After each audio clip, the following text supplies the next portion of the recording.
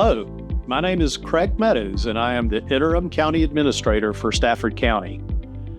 I am pleased to present to the Board of Supervisors and to the citizens of Stafford County the adopted fiscal year 2025 county budget totaling $1,080,225,355, including all county services. For the first time, Stafford's combined budget topped $1 billion. While many factors contributed to this, Stafford's continued growth had the most significant impact. Stafford is the third fastest growing jurisdiction in Virginia, following Loudoun and New Kent counties. From 2020 to 2030, Stafford is estimated to grow by 16.1%. New homes bring new students. Stafford's student population grew by over 10% from 2010 to 2019. We cannot ignore that a significant portion of the population growth involves veterans. Stafford is blessed to have the highest number of veterans per capita in Virginia, which creates an impact on our resources. With that backdrop in place, the Board of Supervisors adopted a 90.67 cent real estate tax rate for fiscal year 25, which included reducing the Fire and Emergency Services levy by 0.19 cents. This budget also addresses reductions in the value of vehicles and sets the personal property tax rate at $5.72. Investments in educational support account for the majority of our expenditures at 62% of all funds.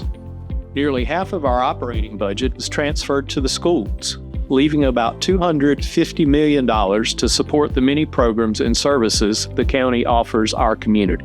Before requesting additional resources as part of this budget process, we also found $1.7 million in savings on the government side, using best practices and better efficiencies to optimize our resources. Overall, our goal with the fiscal year 25 budget was to fund the community's most pressing needs and priorities while ensuring effective and targeted resource allocation. The fiscal year 25 budget began with meeting our community commitments, including the Rappahannock Regional Jail, the Juvenile Detention Center, our library system, our health department, and our many partner agencies. As our community grows, so do the needs of our partners in providing social and human services to our residents. The budget also includes additional election needs, body cameras for the sheriff's office, increased contract and software costs, and higher expenses for supplies and materials for all departments serving our community.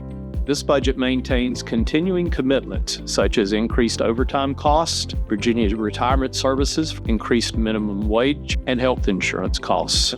Regarding our staff, this budget invests in employee retention by giving general government employees a 3% scale adjustment and a 2% merit increase for those who are eligible. Public safety staff will also receive a 2.75% step increase and a 2.25% scale increase. This budget provides for 6 compliance positions covering everything from elections to finance to information technology to code compliance. This budget also funds 13 new public safety positions, including 1 traffic safety deputy and 6 new fire and rescue ambulance crew members. Lastly, there are 10 new capacity positions for critical departments, including social services, human resources, planning and zoning, and parks.